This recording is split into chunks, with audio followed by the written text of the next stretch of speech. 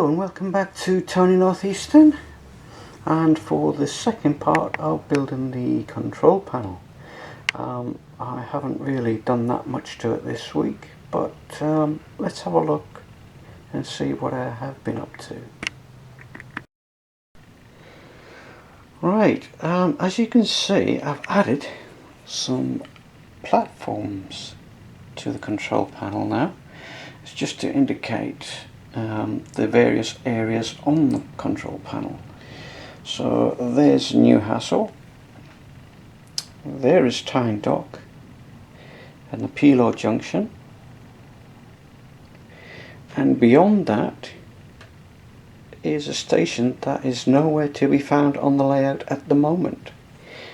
I know it has 3 tracks going through the platforms because it was a terminus station, and at the end of the platforms and rails here there would have been a turntable, and you're probably wondering what station that's going to be. Well, that would have been the end of the line, South Shield Station, which is not on the layout at the moment.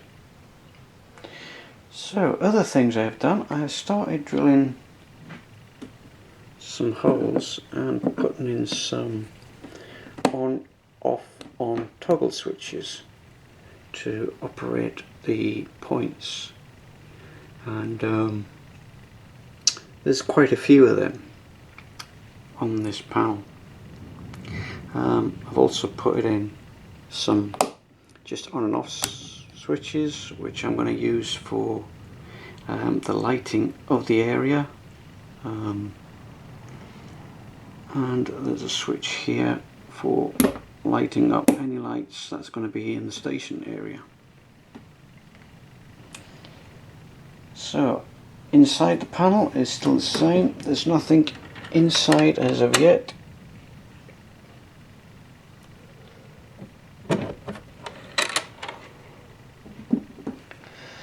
But it's work in progress. Now then, drilling holes in the perspex is very, very delicate.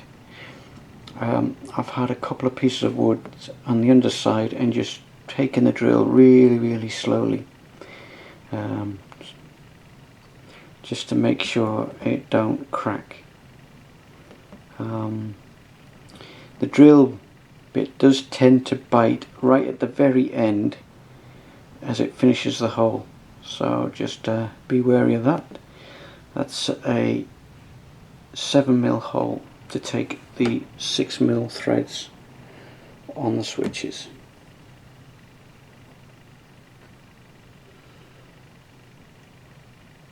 So as you can see, it's coming on, it's getting there, and I'm really looking forward to doing the electrics on this. It's basically just to control the points, but however I have some mimic switches for the signalling, which will go in a couple of places only to start with. This one is going to go here at Pelo, and I'll just show you why. Right, as you can see over here at the signal box at Pelo Junction, I have a right hand feather signal. Now, to make the trains move on, I'm going to have to fit the mimic switch to lose the feather and just continue with the green. So that would just then go straight on. But that's at a later date. I did, however, have a video on installing the mimic switches last year, so if you want to check out how I did it, you can look at it then. But I will be renewing the video on installing the mimic switch just for this signal. Right, just in case you're wondering, these mimic switches for the signals is part of the Train Tech company who do the clip-on signals to your track, just in case anybody was wondering. Here is the information regarding the toggle switches. They're sprung loaded, and they're on and off, sprung loaded, 3 amps to 5 amps. You can use this reference number to search on the internet if you like. I've just done another search, and you can pick them up for as little as £1.60 each. Some places charge £3.50 just for one, so it is worth looking on the internet. This is not via eBay, by the way, because eBay is on the expensive side, anywhere between £3 and £5 each. Okay, so I just thought I'd show you this.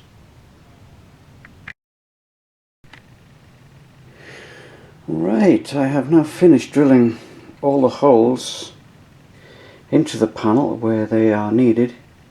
I still haven't drilled the holes for South Shields yet, because I'm not sure how the track plan is going to work at the moment. So I'm going to leave that until the track is actually laid on the baseboard at a later date. Yes, you're probably wondering why there's too few switches, because you're probably thinking that each one of these turnouts would have its own switch, but that is due to the fact that I have bought a CPU unit from 5K Technologies, and they're about £16 each. Now they can fire 2 solenoids in one go. I did a little test just to see if it was true, and it does actually work. So that has saved me a lot of switches. Obviously my sidings will still need one because it's just one solenoid, but where we've got a track coming across onto another, there's 2 solenoids there and just one switch will operate it. So there'll be more information on this on the next video. The good news is, after 2 weeks I can actually run trains. I've connected the ECOS back up, and we can actually run some trains at last. Okay, one last thing just before we go. I've actually got some power to the control panel, but it's just for my lighting. So if I turn this switch on and off,